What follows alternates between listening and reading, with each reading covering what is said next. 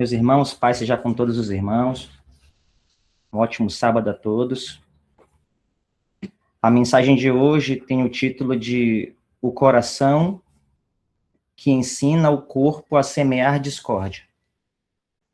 Meus irmãos, vamos ler a palavra de Deus que se encontra em Provérbios, capítulo 6, versos 12 a 19.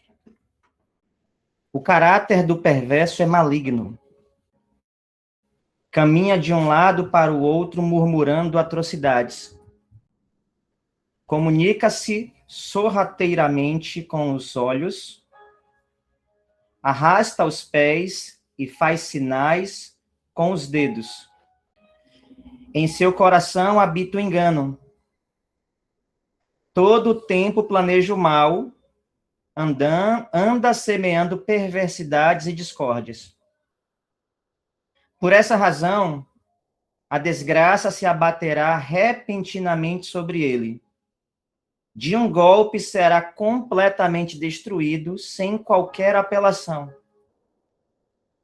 Há 6 atitudes que o Senhor odeia, 7 atitudes que ele detesta: olhos arrogantes, língua mentirosa, mãos que derramam sangue inocente, coração que maquina planos perversos, pés que se apressam para fazer o mal, a testemunha falsa que espalha difamações e aquele que provoca contenda entre irmãos.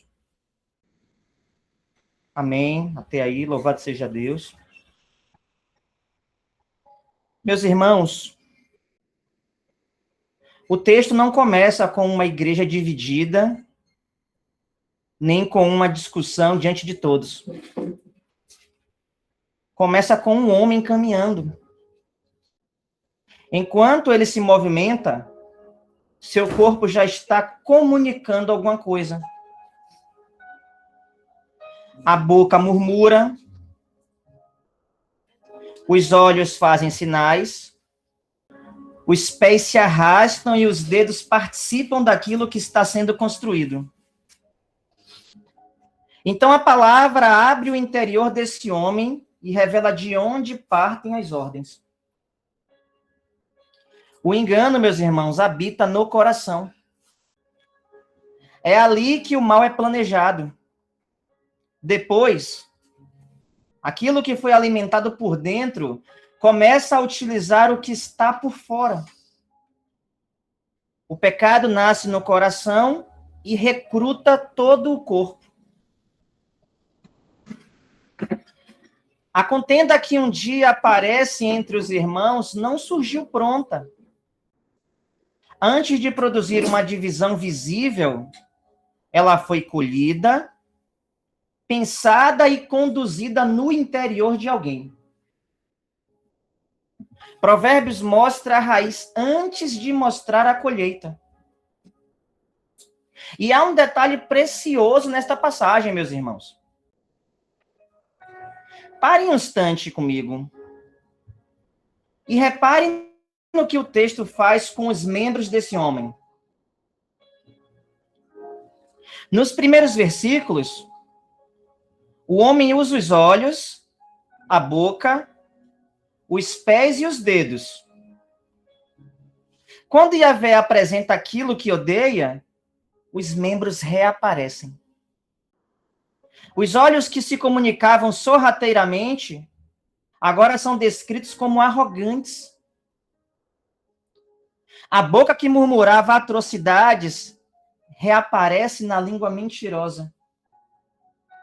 Os pés que se movimentam passam a correr para o mal. E o coração que abrigava engano aparece maquinando planos perversos. Não estamos diante de pecados isolados, colocados numa lista sem relação.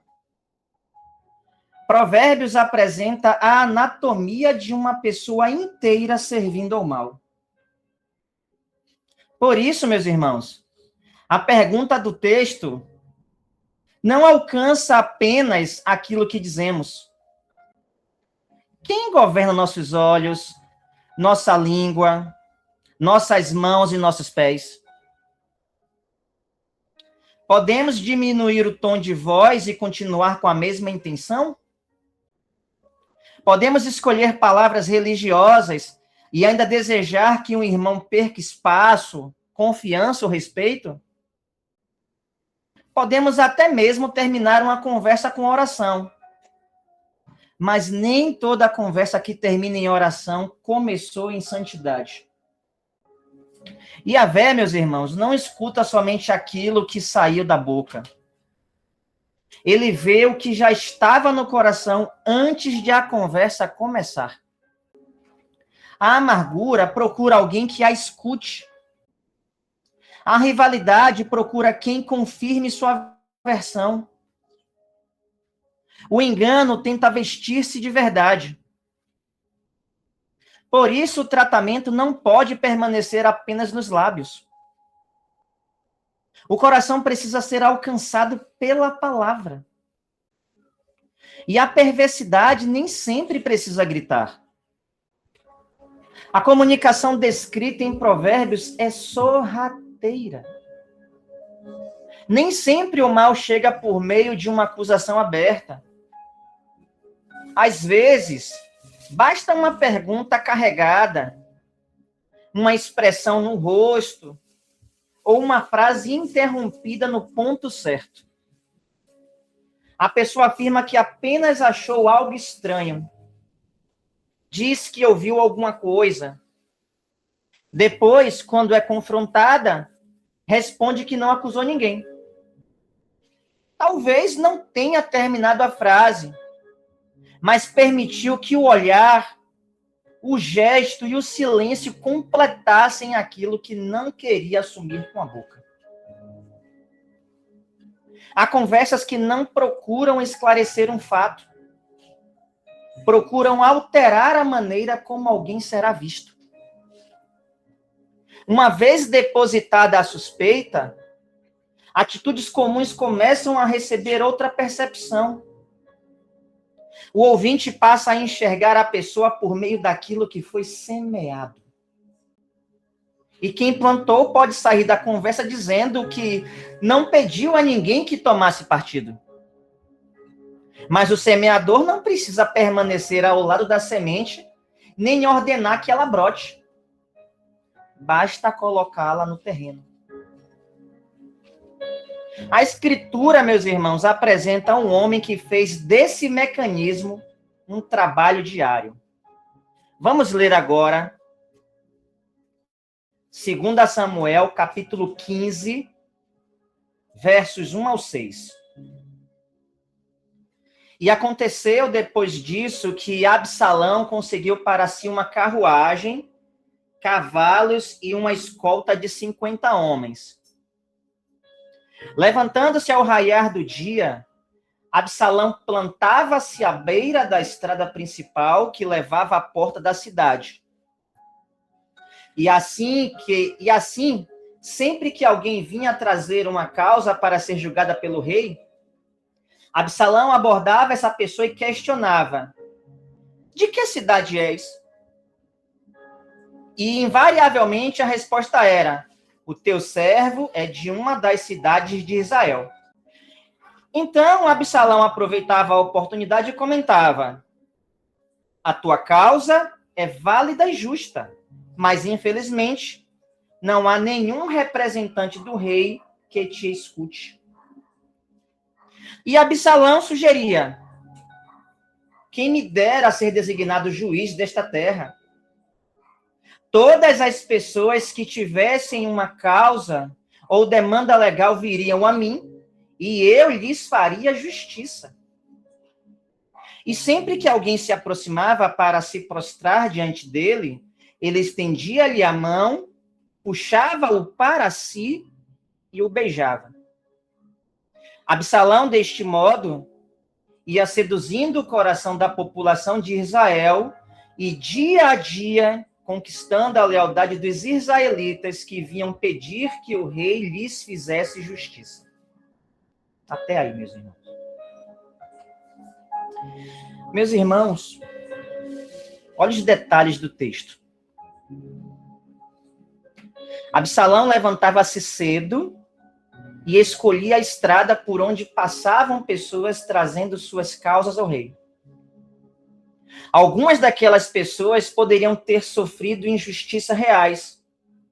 Outras, talvez, estivessem apenas convencidas de que tinham razão. Absalão não precisava criar todas aquelas dores. Bastava saber usá-las.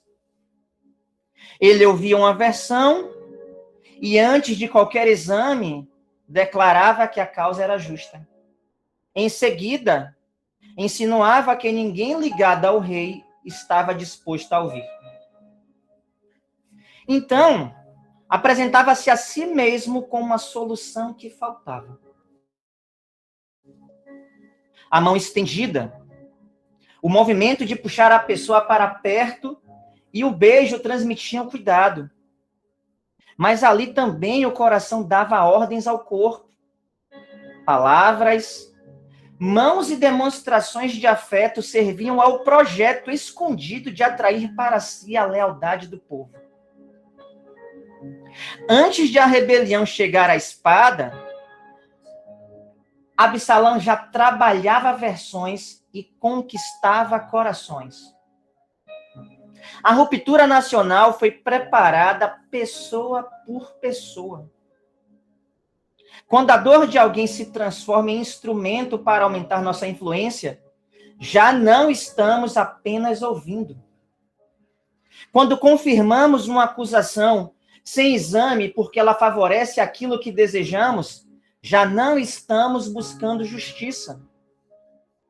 Mas aqui precisamos levantar, meus irmãos, uma cerca bem firme. Nem toda conversa sobre uma ferida é difamação. Nem todo desabafo é semeadura de discórdia. Uma pessoa ferida pode precisar de ajuda. Alguém acusado tem o direito de apresentar sua defesa. Há momentos em que precisamos procurar irmãos maduros, pedir conselho, apresentar fatos e buscar discernimento. Falar com pessoas capazes de ajudar pode proteger o corpo. O problema não está no simples ato de falar. Precisamos examinar por que falamos, com quem falamos e o que desejamos produzir.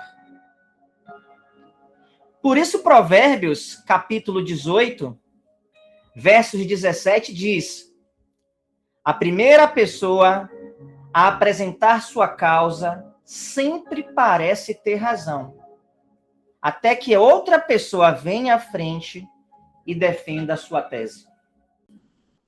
A primeira pessoa pode falar com segurança, apresentar fatos verdadeiros e demonstrar sofrimento real. Ainda assim, meus irmãos, aquilo que ouvimos pode não ser toda a história. É possível mostrar a reação e esconder o que a provocou. É possível contar o último capítulo e deixar os anteriores fechados. A justiça bíblica não condena alguém porque uma versão chegou primeiro. Ela ouve as partes, procura testemunhas e separa o fato da interpretação. A pessoa acusada não se torna difamadora simplesmente porque apresentou sua defesa. O ferido também não precisa permanecer calado para que o agressor pareça pacífico. Mas até uma defesa legítima deve permanecer debaixo da palavra. Quando procura humilhar, recrutar aliados ou destruir, deixou de buscar apenas esclarecimento. Até um fato verdadeiro pode ser usado perversamente quando é arrancado do contexto ou levado a pessoas que nada podem resolver. Por isso, meus irmãos, precisamos olhar para a verdade, para a intenção, para o destinatário, para o procedimento e para o fruto. Esses elementos revelam o que a conversa está fazendo. A palavra também alcança quem recebe e ajuda a espalhar. Vamos ler agora Provérbios, capítulo 26, versos 20 ao 22. Sem lenha, o fogo se apaga. Sem o caluniador, encerra-se a briga. Carvão para as brasas e lenha para a fogueira. Assim é a pessoa briguenta para atiçar as contendas. As palavras do difamador são como petiscos apetitosos. Descem com delicioso sabor até o íntimo de quem lhes dá atenção. Meus irmãos, é muito sério. Talvez não tenhamos acendido o primeiro fogo. Mesmo assim, podemos levar a lenha. Podemos repetir uma acusação que não criamos e fazer uma contenda chegar a lugares onde jamais chegaria sem a nossa participação. Provérbios também mostra que as palavras do difamador encontram um apetite. Existe prazer pecaminoso em saber aquilo que não precisávamos saber. Especialmente quando a história confirma o que já desejávamos acreditar. O difamador trouxe o alimento, mas o ouvinte abriu o coração. A palavra responsabiliza quem espalha e quem saboreia, quem inicia e quem conserva o fogo. Quando existe pecado real, o Senhor Jesus não nos deixa sem direção, meus irmãos. Vamos ler o capítulo 18 de Mateus, dos versos 15 ao 17. Se teu irmão pecar contra ti, vai e, em particular com ele, conversem sobre a falta que cometeu. Se ele te der ouvidos, ganhastes a teu irmão. Porém, se ele não te der atenção, leva contigo mais um ou duas pessoas para que, pelo depoimento de 2 ou 3 testemunhas, qualquer acusação seja confirmada. Contudo, se ele se recusar a considerá-los, dizei-o à igreja. Então, se ele se negar também a ouvir a igreja, trata-o como pagão ou publicano. Meus irmãos, o objetivo do caminho ensinado pelo Senhor Jesus é recuperar o irmão. Por isso, o primeiro movimento não é procurar uma plateia, nem formar um grupo favorável. É procurar a pessoa envolvida. Se ela não ouvir, entram testemunhas. Se a recusa permanecer, a questão chega à igreja. Mateus 18 não é licença para espalhar acusações. Também não é uma mordaça para impedir defesa, testemunho ou julgamento justo. O caminho do nosso Senhor Jesus procura verdade, responsabilidade e, acima de tudo, restauração. Isso não significa que toda relação será restaurada imediatamente. Há pessoas que podem se recusar a ouvir, e existem situações em que a confiança precisará de tempo e de frutos para ser reconstruída. Mas quem segue o Senhor Jesus não pode amar a ruptura. A pergunta continua diante de nós. Queremos ganhar o irmão ou vê-lo derrotado? Provérbios mostra que Yahvé odeia aquele que provoca contenda entre irmãos. Isso não é uma pequena falha de convivência, meus irmãos. O pecado que nasce num coração não permanece fechado nele. O coração usa o corpo e o corpo começa a ferir o corpo de Cristo. Uma língua pertence a uma pessoa, mas pode ser uma congregação inteira. Um coração alimenta a mágoa, mas muitos acabam respirando a confusão que saiu dele.